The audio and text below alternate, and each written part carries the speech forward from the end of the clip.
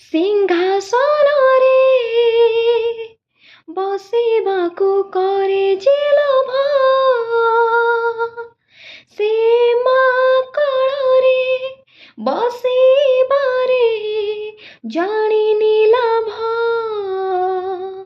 ନ ମିଳୁ ପଛେ ମୋ ଭାଗ୍ୟରେ ଟିକିଏ ଶୁଭ, ତୋ ପାଖରେ ଥିଲେ ମାଲ ମୋର ହଜାରେ ଲାଭ।